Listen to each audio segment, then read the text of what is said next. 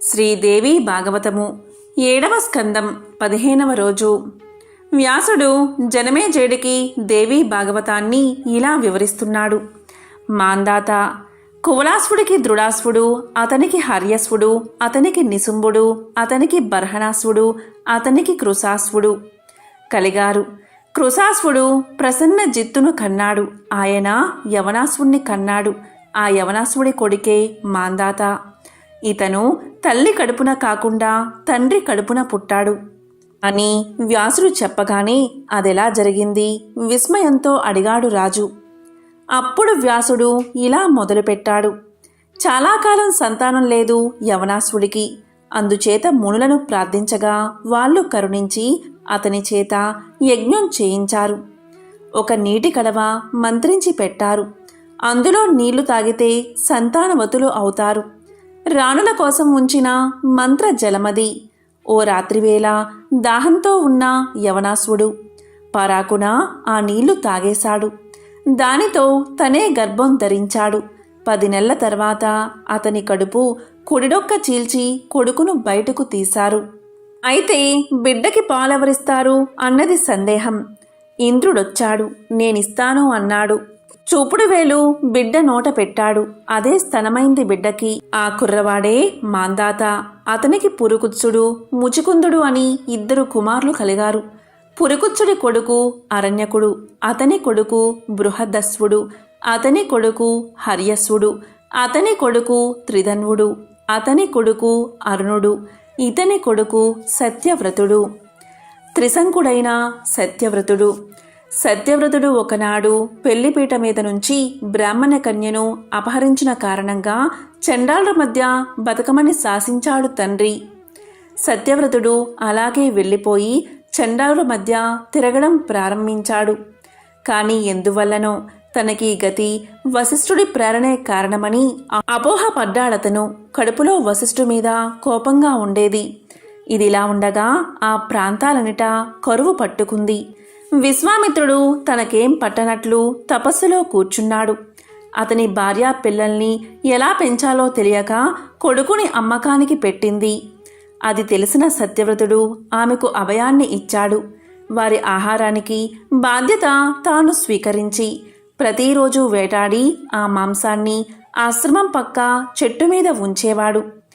దాన్ని తీసుకుని విశ్వామిత్రుడి భార్య బిడ్డల్ని పెంచుకునేది. ఒకనాడు సత్యవ్రతుడికి వేట దొరకలేదు. ఆ సమయంలో వశిష్ఠుడి పాడి ఆవు కనిపించింది. దాన్ని కొట్టాడతను. తినగలిగినంత తిని తక్కినది విశ్వామిత్రుడి కుటుంబానికి అందించాడు. వాళ్ళు గోమాంసం అనే ఆలోచన కూడా లేకుండానే సుష్టుగా భోంచేశారు. ఇది తెలిసిన వశిష్ఠుడు బ్రాహ్మణ కన్యాపహరణం, తండ్రి కోపానికి గురి కావడం, గోవధ అనే 3 పాపాలకి చిహ్నాల్లా సత్యవ్రతుడి తల మీద త్రిశంకువులు అంటే 3 మొప్పులు ఏర్పడాలి. చూసేవాళ్ళకి పిశాచల్లా కనబడాలి అని శపించాడు. ఆ కారణంగా సత్యవ్రతుడికి త్రిశంకుడు అనే పేరు వచ్చింది. అది తెలిసిన సత్యవ్రతుడు తపస్సుకు వెళ్ళి జగన్మాతను ఆరాధించాడు. ఆ తల్లి కరుణించింది. పిశాచ రూపం తొలగించమంటావా, తలమీద బొప్పెలు తొలగించమంటావా అని అడిగింది. పిశాచాకారం తొలగించమన్నాడు అతను. త్రిశంకుడిలా మిగిలిపోయాడు. అరుణుడి మరణానంతరం అయోధ్యకు రాజయ్యాడు. త్రిశంకుడికి హరిశ్చంద్రుడు కలిగాడు. బొందెతో స్వర్గానికి వెళ్లాలనే వాంఛతో త్రిశంకుడు వశిష్ఠుణ్ణి ఆశ్రయించాడు. శరీరంతో స్వర్గం అప్సరసలను అనుభవించడం అయ్యే పని కాదు. ఆ ఆలోచన మానుకో అన్నాడు వశిష్ఠుడు. కానీ త్రిశంకుడి కోరిక మానుకోను అన్నాడు. కులగురువు కనుక నిన్ను అడిగాను. లేదంటే వేరే ఎవరి చేతైనా యజ్ఞం చేయించైనా నేను స్వర్గానికి పోతాను అన్నాడు త్రిశంకుడు. తిన్నగా వశిష్ఠుడి శిష్యుల వద్దకెళ్ళి వాళ్ళని అడిగాడు. గురువు మాట కాదంటావా అని మండిపడ్డాడు వశిష్ఠుడు. చండాలుడు కమ్మని శపించాడు త్రిశంకుణ్ణి. అవమానంతో అడవి దారిన పట్టాడు త్రిశంకుడు. హరిశ్చంద్రుడు రాజయ్యాడు. త్రిశంకుడి స్వర్గం. విశ్వామిత్రుడి తపస్సు పూర్తయింది. తిరిగి ఆశ్రమానికి వచ్చాడు. ఒకనాడు భార్యా పిల్లలతో కలిసి కుశలాలు చెప్పుకుంటూ ఇలా అన్నాడు. తపస్సులో ఉన్నానన్న మాటే కాని కరువు కాలంలో కందమూలాలు కూడా దొరకలేదు. ఆకలికి తట్టుకోలేకపోయేవాణ్ణి. చివరికి దొంగతనంగా ఒక చండాలుడి ఇంట్లో దూరి అక్కడ ఉన్న మాంసం తిన్నాను నేను. ఆ చండాలుడు చూశాడు. దొంగతనం చెయ్యొద్దన్నాడు. కరువు రోజుల్లో చేసిన దొంగతనాల పాపం మేగుడికే చెందుతుంది అని చెప్పాను నేను. అంతలోనే వర్షం పడింది. ఆనందంగా బయటకొచ్చాను నేను. ఇక్కడ పిల్లలతో కరువు కాలం నువ్వెలా గడిపావు అని ఆమెను అడిగాడు. ఆమె సత్యవ్రతుడి గురించి చెప్పింది. అతన్ని ఉద్ధరించమని కోరింది. తప్పకుండా రక్షిస్తాను అన్నాడు విశ్వామిత్రుడు. సరాసరి సత్యవ్రతుడి దగ్గరకు వెళ్ళాడు. అతని కోరిక తెలుసుకున్నాడు. యజ్ఞానికి ఏర్పాట్లు చేశాడు కౌశికుడు. కాని వశిష్ఠుడు రాలేదు. అది విని విశ్వామిత్రుడు వెనుకంజ వెయ్యలేదు. వెంటనే తన తపోబలం దారపోసి త్రిశంకుణ్ణి సశరీరంగానే స్వర్గానికి పంపాడు. కాని అక్కడ దేవేంద్రుడు అతన్ని లోపలికి రానియలేదు. చండాల రూపంతో స్వర్గ ప్రవేశం లేదు అన్నాడు. భూమీదకే పొమ్మన్నాడు. కిందకి పడిపోసాగాడు త్రిశంకుడు. విశ్వామిత్ర, రక్షించు రక్షించు అని అరిచాడు. విన్నాడు విశ్వామిత్రుడు. ఆగు, అక్కడే ఆగు అని ఒక్క కేక పెట్టాడు. త్రిశంకుడు అక్కడే ఉండిపోయాడు అంతరిక్షంలో. ఆ దేవేంద్రుడు తన స్వర్గంలోకి రానివ్వకపోతే నష్టం లేదు, నీకు వేరే స్వర్గాన్ని నిర్మిస్తాను అని చెప్పి యజ్ఞం ఆరంభించాడు విశ్వామిత్రుడు. వణికిపోయాడు వాసవుడు. విశ్వామిత్రుడి వద్దకు వచ్చాడు. త్రిశంకుణ్ణి స్వర్గానికి తీసుకెళ్లమన్నాడు కౌశికుడు. చచ్చినట్లు ఇంద్రుడు త్రిశంకుణ్ణి తనతో స్వర్గానికి తీసుకెళ్లాడు. అది తెలిసి హరిశ్చంద్రుడు ఆనందించాడు. త్రిశంకుడి తర్వాత రాజైన హరిశ్చంద్రుడికి సంతానం లేదు. అతని పెద్ద భార్య శైబ్య. హరిశ్చంద్రుడు వరుడికి మొక్కు పెట్టుకోవడం సునస్సేపుడి కథ గతంలో మీకు తెలుసు. ఆ తర్వాత కథను వినండి. ఈ విధంగా వరుణుడి పీడ వదిలిందని తెలియగాని హరిశ్చంద్ర కుమారుడు లోహితుడు ధైర్యంగా ఇంటికి వచ్చేశాడు. రాజు ఆనందించాడు. సత్య హరిశ్చంద్రుడు. ఒకసారి దేవేంద్ర సభలో వశిష్ఠ విశ్వామిత్రుడు హరిశ్చంద్రుడు గురించి వాదన ఆడుకోవడం మొదలుపెట్టారు. వాదన పెరిగింది. వాడొక అబద్ధాల కోరు, కావాలంటే రుజువు చేస్తాను, నేనోడిపోతే పుణ్యం మొత్తం నీకు దారపోస్తాను, నువ్వు ఓడిపోతేనా నీ పుణ్యం మొత్తం నాకు దారపోయి అన్నాడు విశ్వామిత్రుడు. సరే అన్నాడు వశిష్ఠుడు. విశ్వామిత్రుడు ఒక రాక్షసిని సృష్టించాడు. వాణ్ణి అడవి పంది రూపంలో హరిశ్చంద్రుడి మీదకు పంపాడు. రాక్షస పంది దుర్భరంగా అరుస్తూ హరిశ్చంద్రుడి ఉపవనంలో చేరి నానా బీభత్సం చేసింది. ఆ సంగతి తెలిసిన హరిశ్చంద్రుడు ధనుర్బాణాలు వేసుకుని పందిని వేటాడేందుకు బయలుదేరాడు. పంది పరిగెత్తింది. హరిశ్చంద్రుడు దాన్ని తరిమిరాడు. ఆ అడవి ఈ అడవి దాటుతూ అది అతన్ని ఒక కీకారణ్యంలోకి తీసుకెళ్ళింది. పంది మాయమైపోయింది. అందులో మంచినీళ్లు తాగాడు రాజు. గుర్రానికి తాగించాడు. రాజధాని పోదామని వెను తిరిగేసరికి విశ్వామిత్రుడు ఒక వృద్ధ బ్రాహ్మణ వేషంలో వచ్చి హరిశ్చంద్రుడి గురించి అడిగాడు. ఆ మాయా బ్రాహ్మణుడికి తన కథంతా చెప్పాడు హరిశ్చంద్రుడు. ఆ ముసలి విప్రుడు ముసిముసి నవ్వులు నవ్వాడు. ఇది పుణ్యతీర్థం, సమయం చాలా బాగుంది, స్నానం చేసి పితృతర్పణం చెయ్యి, నీ దానంతో తృప్తిపడి మీ ఊరికి దారి చెబుతాను, నువ్వు నగరం చేరుకుందువు గాని అన్నాడు. బ్రాహ్మణుడు చెప్పినట్లే స్నానాధికాలు అవి ముగించాడు హరిశ్చంద్రుడు. నీకేం కావాలో కోరుకో అన్నాడు బ్రాహ్మణుడితో. నా కొడుక్కి పెళ్లి చెయ్యాలి, తగినంత ధనమివ్వి అని అన్నాడు బ్రాహ్మణుడు. సరే, రేపు నగరానికి వచ్చి తీసుకో అన్నాడు రాజు. మర్నాడు బ్రాహ్మణుడు వెళ్ళాడు. మీ అబ్బాయి పెళ్లికి ఎంత కావాలి అని అడిగాడు రాజు. ఎంతో ఎందుకు, నీ రాజ్యమిస్తే చాలు అన్నాడు విప్రుడు. సరే తీసుకో అన్నాడు రాజు. ఎలా తీసుకోను, దక్షిణ లేకుండా దానమేమిటి, అంచేత ఓ 2.5 కావిళ్ల బంగారం దక్షిణ ఇవ్వి, ఏదో దానితోటే సర్దుకుంటాను అన్నాడు ద్విజుడు. నిజమే కాని నా రాజ్యం మొత్తం నీకే ఇచ్చేశాను, దక్షిణ ఇవ్వడానికి నా దగ్గర ఏమీ లేదు, కొంచెం గడువివ్వు అని అర్థించి పట్టపుదేవి శైబ్య కొడుకు లోహిడుతో సహా కట్టుబట్టలతో కాశీ ప్రయాణమయ్యాడు. ఆ బ్రాహ్మణుడు తాను కూడా వస్తాను అన్నాడు. చెప్పులో రాయిలా అడుగడుగునా బ్రాహ్మణుడు నా దక్షిణ నా దక్షిణ అని పీడిస్తూనే ఉన్నాడు. చివరికి హరిశ్చంద్రుడు శైబ్యని కొడుకుని ఒక బ్రాహ్మణుడికి అమ్మేశాడు. ఆ ధనం విప్రుడికి ఇచ్చేశాడు. తన దక్షిణగా అది చాలదు అన్నాడు బ్రాహ్మణుడు. కపట బ్రాహ్మణుడు తనకు తానే బేరం పెట్టుకున్నాడు.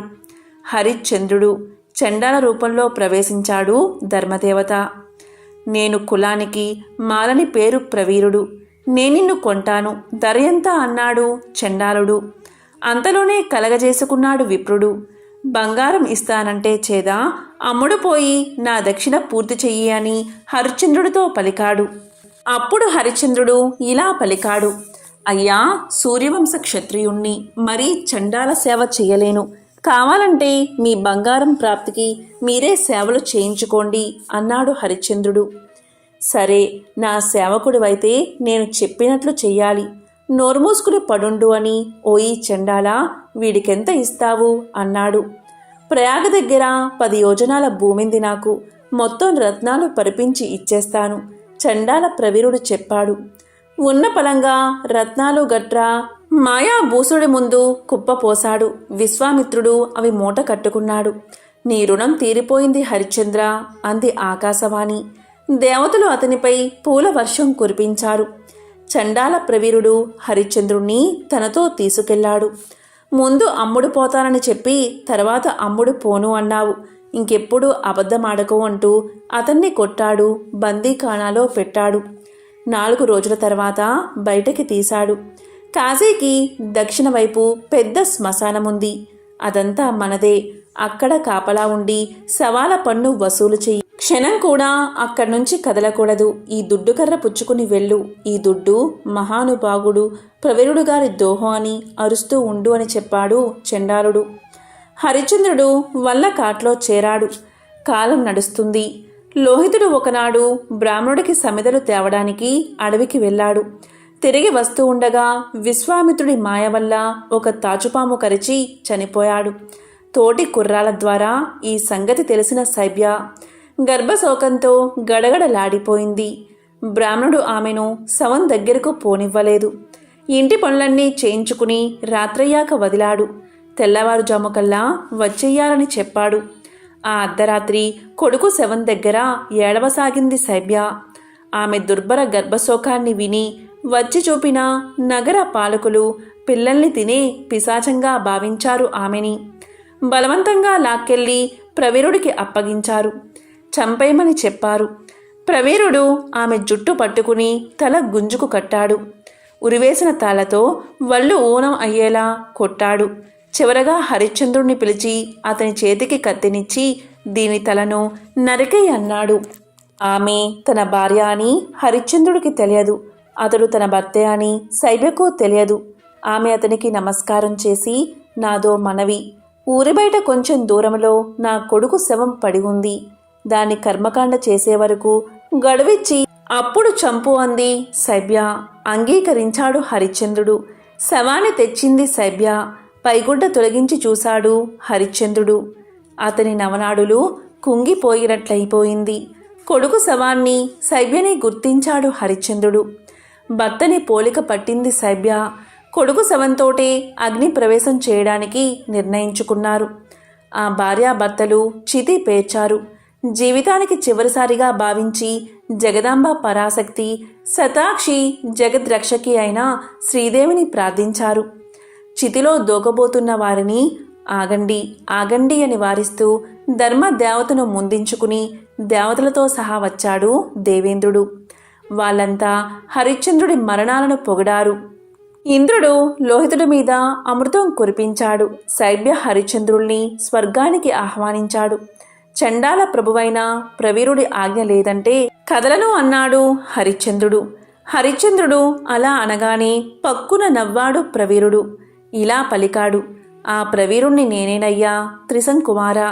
ధర్మో రక్షితి రక్షితః అన్నట్టు నీ చేత సంరక్షింపబడుతున్న సత్య వాక్పాలమనే ధర్మ విషయంలో నిన్ను పరీక్షిస్తూ సహాయపడేందుకు నేనే ఆయా రూపంలో వచ్చాను అంటూ గతమంతా పొల్లుపోకుండా గుర్తు చేశాడు.